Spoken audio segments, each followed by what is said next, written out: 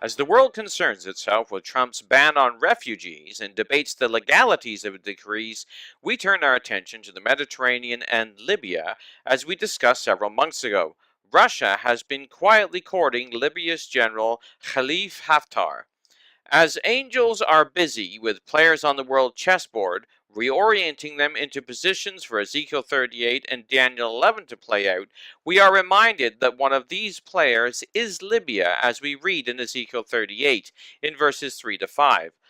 Thus saith the Lord God, Behold, I am against thee, O Gog, the chief prince of Meshech and Tubal, and I will turn thee back, and put hooks into thy jaws, and will bring thee forth, and all thine army, horses and horsemen, all of them clothed with all sorts of armor, even a great company with bucklers and shields, all of them handling swords, Persia, Ethiopia, and Libya with them, all of them with shield and helmet.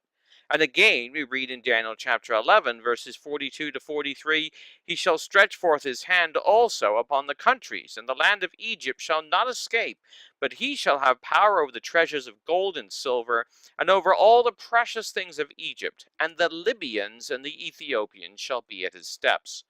Well, we examined the background of Libya and its connection to Russia a while ago. This quiet relationship between Russia and Libya made its way back into the news in the past few weeks, as the Russian aircraft carrier Admiral Kuznetsov steamed back from Syria to the Baltic port. It traveled by Libya, where it made a stop, invited General Khalifa Haftar abroad.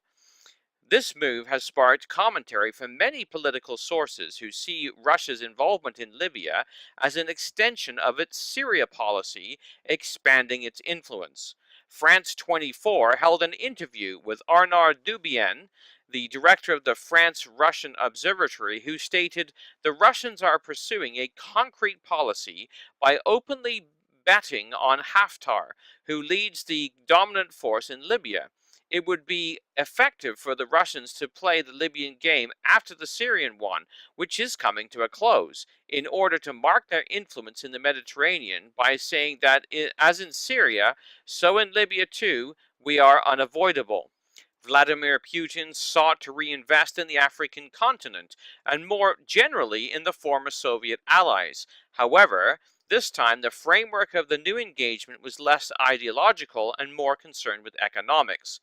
It was perceived by Putin in the context of the Arab Spring as something engineered by the West and a definite threat to Russian influence, and preventing the West from repeating their Libyan actions in Syria became one of the principal motivations for allying so closely with Bashar al-Assad's regime in Syria. End quote. Well, now Russia is moving to pick up the pieces back in Libya and wrestle it from the grip of anarchy. Well, Russia's move into this vacuum created by the U.S. withdrawal has been noted. The Obama administration played heavily into Russia's hands by taking a disengagement strategy throughout the world and especially the Middle East. Author Megan O'Perea wrote in an article for The Federalist entitled While the U.S. Leaders Fiddle, Russia Makes Strategic Moves in Libya, where she stated, Russia's increased involvement in Libya is another sign that President Vladimir Putin seeks a resurgent Russia that holds sway with allies throughout the Middle East. Russia has taken advantage of the outgoing administration's penchant for leaving behind power vacuums. Obama's withdrawal of troops in Iraq allowed ISIS to gain territory there and across the border in Syria. Similarly, Obama's refusal to follow through after his chemical weapons red line in Syria made it clear that the United States would not act to prevent Assad from slaughtering his people in a brutal civil war.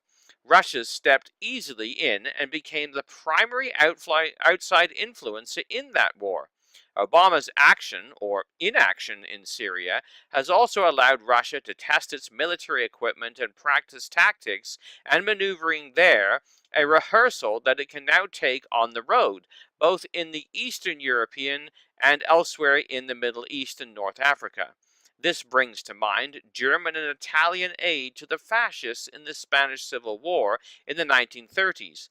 Their support ensured them a fascist ally with French borders during the World War II and gave them an opportunity to test their newly rearmed militaries and air forces. End quote.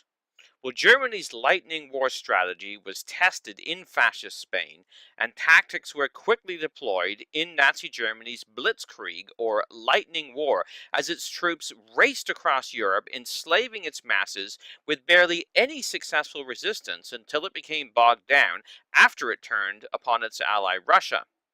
Well, Opria reflects on Trump's arrival as reminiscent of the Americans' position prior to World War II. She writes, Trump's remarks since announcing his run for presidency have also smacked of an isolationism reminiscent of Obama's foreign policy. Trump called for an American first policy, which harkens back to the American isolationism of the 1920s and 30s, when there was a general feeling that we shouldn't have anything to do with the troubles abroad. This emboldened belligerent countries who took this as a sign that the United States wanted nothing to do with Europe's problems and wouldn't intervene in any renewed conflicts. End quote. Well, the refugee influx into Europe has created a crisis. Many of the refugees have come from Syria and North Africa. In light of this, Europe has begun changing the way it has been dealing with Russia. In fact, the refugee crisis hitting the shores of Italy and France is mostly coming from North Africa. European nations have begun to look to Russia to help solve the crisis by restoring stability in Libya. CNN reported this past week that EU leaders are turning to Russia as they seek to stabilize Libya and stem the flow of immigrants departing its shores for Europe and combat Islamic terrorism. End quote. This is following success in Syria. As the same CNN piece reflected, Anna Walker, Associate Director for Europe at the business risk consultancy Control Risks, said Russia was seeking to exert its influence in the region to help reinforce its position as a power on the world stage. In Syria, Russia has been able to act as a power broker, bringing the warring sides together for talks, whereas others have failed, Walker said, and it may seek the same role in Libya, certainly by engaging with different political actors in Libya. It's looking to reassert its presence there, not necessarily military, but as another power player in the region, she said. End quote. Well, while Italy and some European leaders are looking toward Russia, others, such as Malta, are concerned with Russia's influence in the area. The publication Politico reported last week having cemented Russia's role as a dominant belligerent against the pro-Western Ukraine, where the half-frozen conflict in the east has flared up in the past week, and in Syria, where a fragile ceasefire has taken hold with Moscow's ally Bashar al-Assad still in power. President Putin has turned his attention to Libya. For Europe, this raises the worrying prospect that Russia could gain control over the flow of migrants across the central Mediterranean, giving Putin leverage to destabilize Europe by unleashing a flood of refugees, like the exodus from Syria that caused the crisis in Europe in 2015. End quote.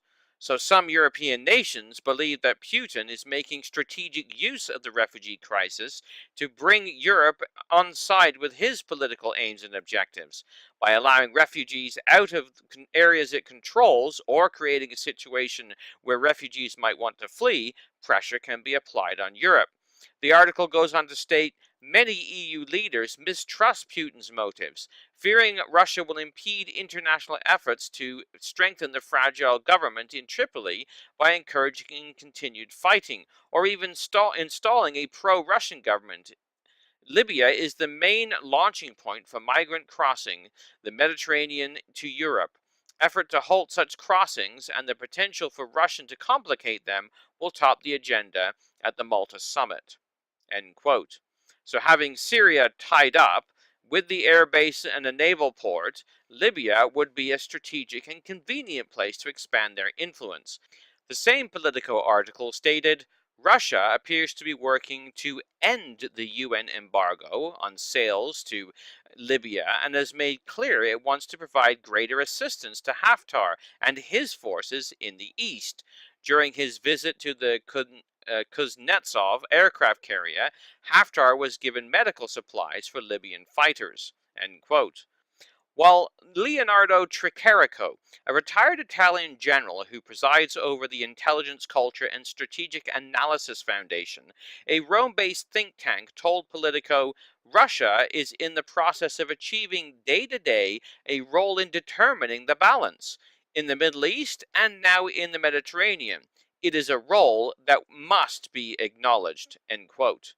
Well, whatever the political, economic, or strategic interests Russia has, we know her destiny is to be aligned with Libya in the latter days. As we see the angels at work in arranging world affairs, we know that the days are short. Let us look up and lift up our heads, for our redemption is indeed drawing nigh. For the Bible in the News, this has been Jonathan Bowen joining you.